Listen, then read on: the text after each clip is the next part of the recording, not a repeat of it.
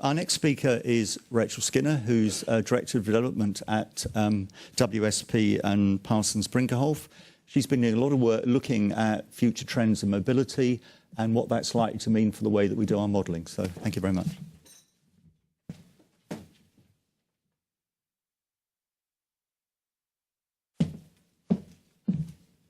Thanks, Peter, and thanks, Brian, as well. There we go, that's a good start.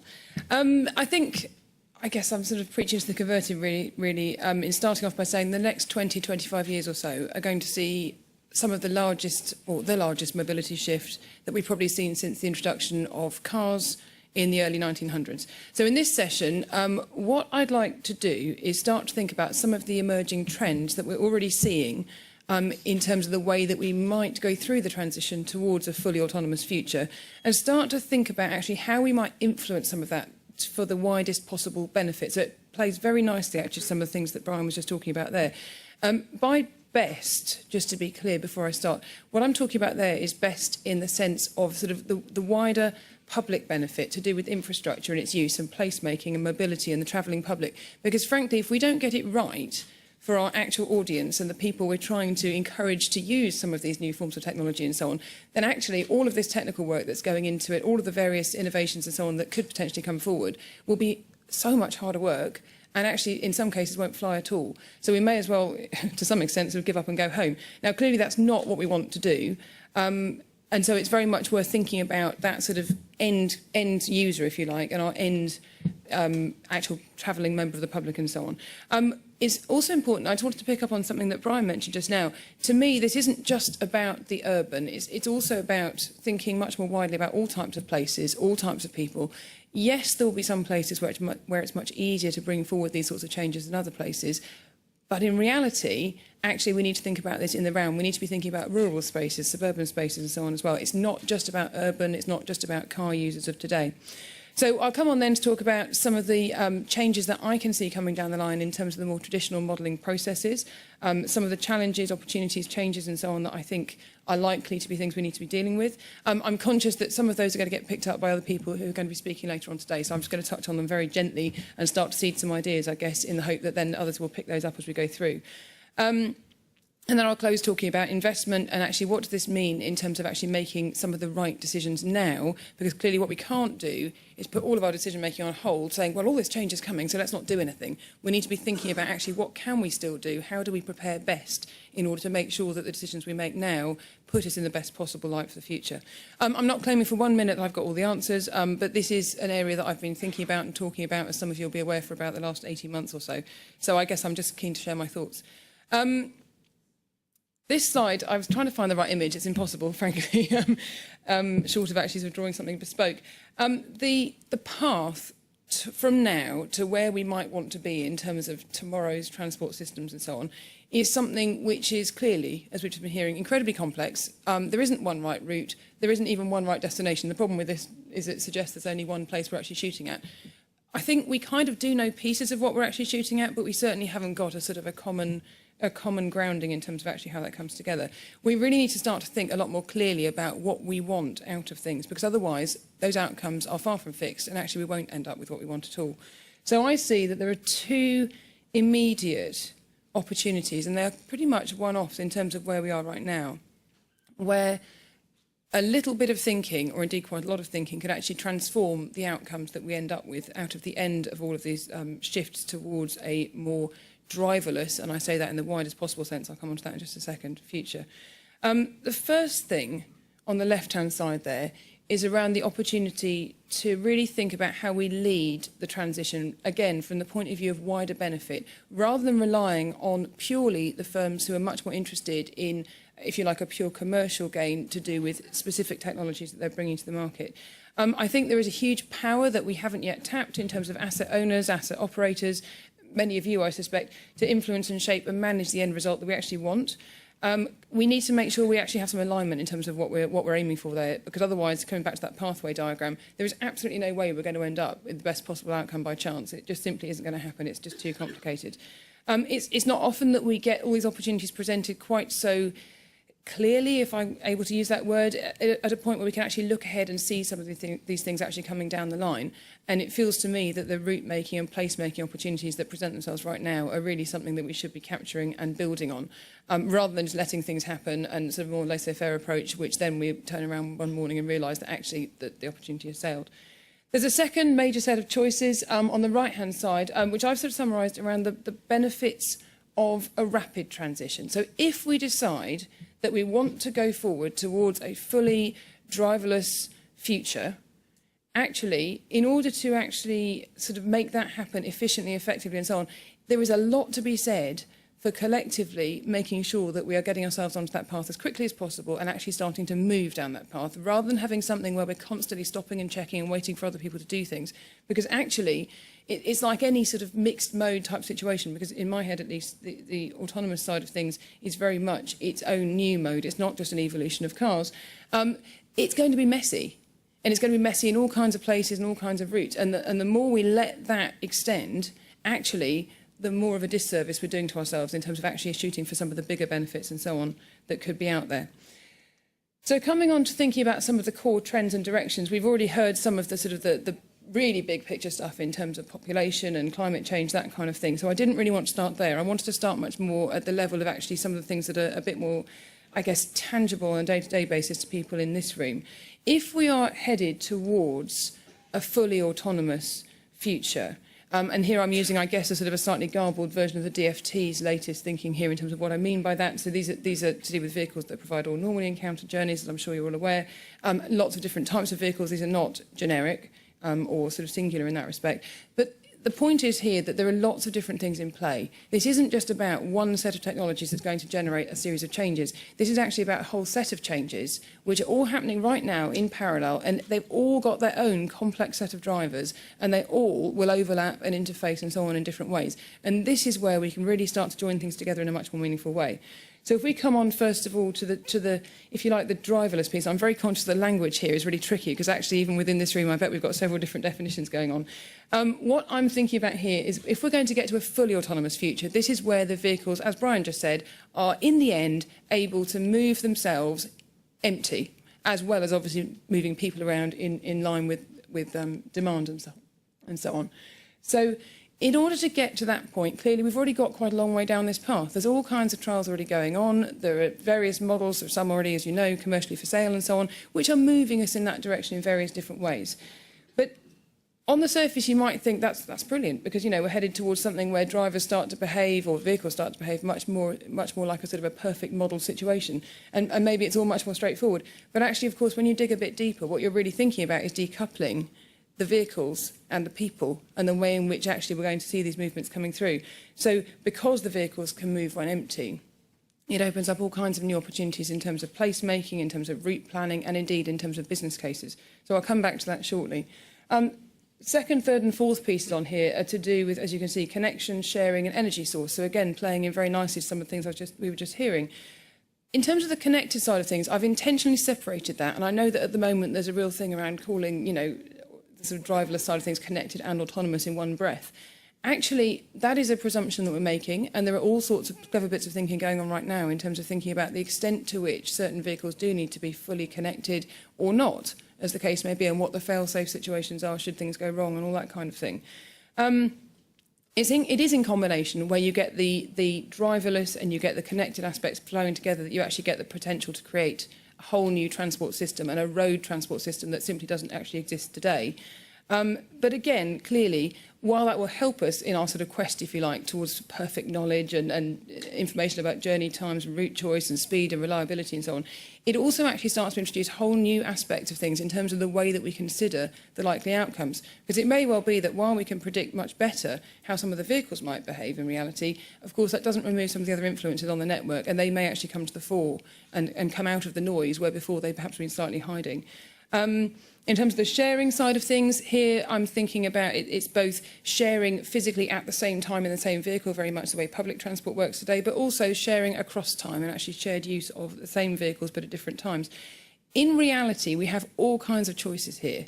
We could choose to move towards a future where we actively encourage an awful lot more sharing of both types as part of this future transport road network.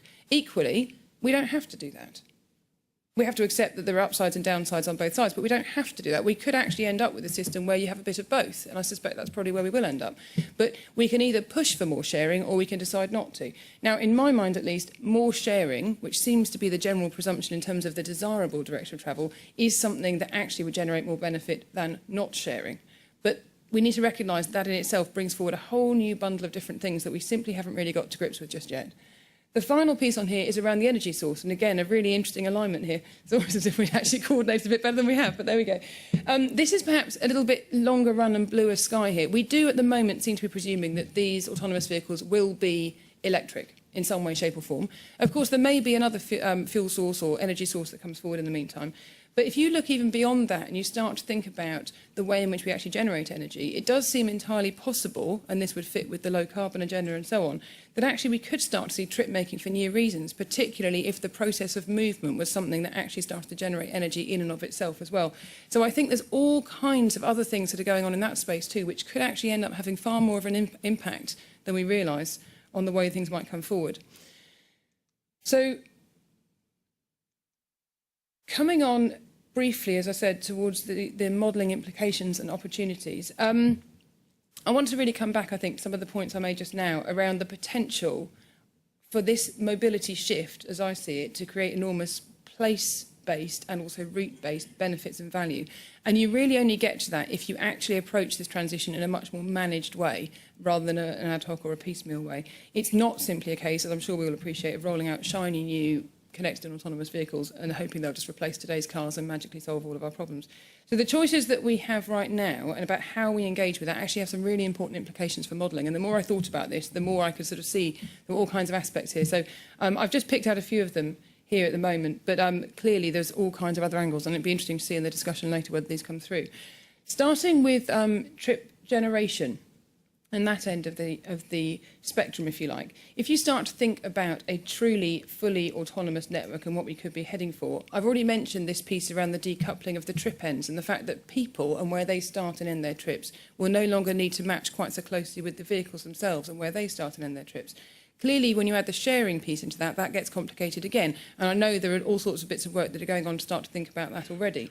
But clearly, it's going to be much more important to start to think about how we disaggregate that in a much more clear way, because it will potentially have enormous implications in terms of the business case and the way that the systems are actually put together at a very local level as well as more widely. Secondly, there's a piece, I think, around the management of both the quality but also the quantity of movement that we actually want. And this is really where you get to the systems piece. At the moment, as we all know, we have a road network where we provide the network as a piece of infrastructure, but we have very little control over actually who turns up at a particular time and how we manage that. And an awful lot of asset owners and operators and so on, actually, and that is essentially what they're doing, is trying to juggle things as best they can, but largely in a very, very inefficient way. To me, and this again is a point I'll come back to in a moment, I think the transition towards this more autonomous future actually starts to turn on its head the idea of transport being a derived demand, because actually you could start to far more actively plan for and engage and change the way that movement actually happens in certain places or on certain routes. And we need to really think about that and challenge and reconsider our sort of almost, you know, very, very deeply embedded assumptions about how that actually works and the opportunity that brings forward. That in turn, I guess, brings forward some thoughts around movement in general. Is it good? Is it bad? What do our policies need to say? We've spent at least 20 years telling everybody that, you know, movement by car is a really bad thing. We must try and convert people to much, you know, better, in quotes, forms of movement. We're going to have to rethink all of this in terms of how the policies actually stack up and what sort of movements might actually be good.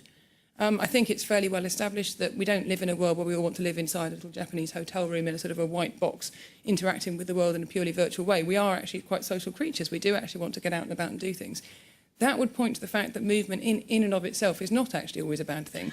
And we need to be thinking about what these autonomous vehicles actually could mean in that process. Clearly, yeah, sure. In terms of the driverless transition and the way that the potential benefit comes through, you get the most out of this if you are thinking about the data piece, if you're thinking about the fully connected piece that I talked about already, and in terms of the way that we actually share these vehicles. Coming on to both trip distribution and mode share, I've put these together because actually, when you start to think about it, the two are so intrinsically linked. Again, coming back to some similar points, really, the attractiveness of these future vehicles is something that's going to be far more controllable, far more dynamic and far more visible to users in all sorts of different ways, whether you think about speed or cost or journey times, and those are both relative and absolute costs and so on. And that also leads to new thoughts about the way in which these autonomous vehicles could become part of multimodal journeys, whether that's to do with rail or whether it's to do with air. I definitely see we need to be complementary there and not competitive. It makes absolutely no sense to undo centuries of infrastructure by bringing through something that actually competes with it in an active sense. And I think, in general, that brings us through some thoughts around how actually what this mobility transition brings us to is the next level of personalised journey planning, because we're going to know far more about users and what they actually need. And again, here, in terms of how we get the most out of it, to me, it's all about, again, that system piece, that data piece. It's around making sure we have that integration. We're thinking about that integration in terms of the way we actually model and analyse and so on, and working towards creating that connected system. Lastly, in this piece to do with assignment of trips, this, I've already mentioned the thing around, at the surface it might seem ideal. We've got this perfect opportunity. Finally, the vehicles are actually going to behave as they were always supposed to and so on. But actually, when you start to unpick that, you start to think about the way in which that might be distorted and the way in which the market might start to drive different and somewhat perverse behaviours. You can sort of see a day when people who've paid more for certain trips might be prioritised. Is that right or wrong? A first-class road network? I don't know. There's all kinds of ideas in there. It also brings you on to some thinking around planning and the fact that routes that are currently considered quite fixed, for example, public transport, could become far more flexible and dynamic. How do we think about that in a modelling sense? How do we make sure that we're actually taking advantage of all those opportunities?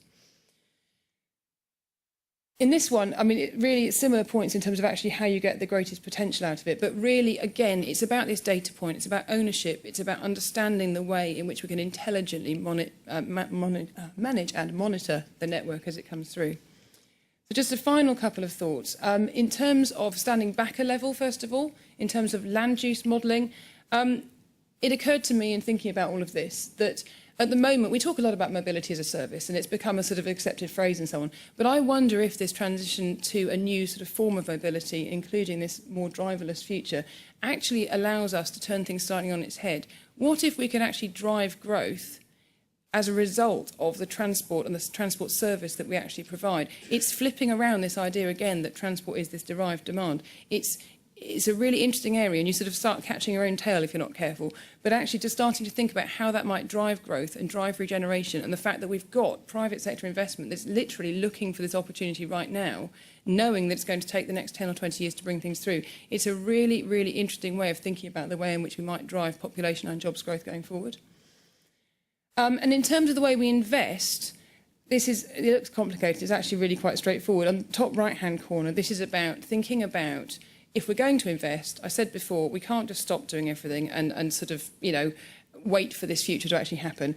If we've got a strong business case already and it gets stronger when we start to think about some of these issues towards the more driverless futures, we should actually redouble our efforts to get on and actually make sure these bits of infrastructure and so on are in place. Equally, if it weakens the business case, you're moving more towards that bottom left corner. We should be starting to think about how that all comes together.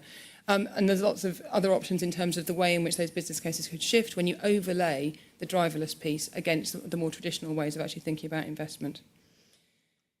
So I guess in conclusion, I mean, it's very easy to sit here and say, oh, it's all going to be much more complicated, much more exciting, I guess, for people in this room and so on. And at the same time, maybe we just throw our hands in the air and just say, well, there's nothing we can do. It's too difficult. We'll just leave it for next week's problem and so on. I think there's little doubt that modelling and the world are going to be extremely difficult as a result of this shift in mobility that lies ahead. There's no doubt that models do have a future, but I think, as I've just been talking about, they'll be used for very different purposes, and thinking about that is going to be really interesting. I think there's more space for experimentation because of that closer link between real-time and virtual, and the way in which you might actually be able to play more tunes on the real network to find out what actually happens if you do different things. And again, I'd directly come back to that point around carbon and air quality, congestion, speed, etc. there. But I mean, I guess, in closing, the key thing for me is that we have the opportunity right now to be a part of something that really is genuinely a once-in-a-100-year opportunity. And I think we're sitting on the cusp of it. And I hope that some of what I've said there might just inspire a few new thoughts in terms of the way in which we might put it together to all of our greatest benefit. Thank you.